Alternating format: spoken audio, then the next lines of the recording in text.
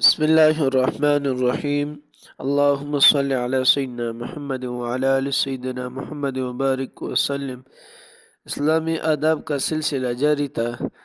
آج اسلامی آداب کے سلسلہ وار میں سے سلام کے آداب کا ذکر ہو رہا ہے۔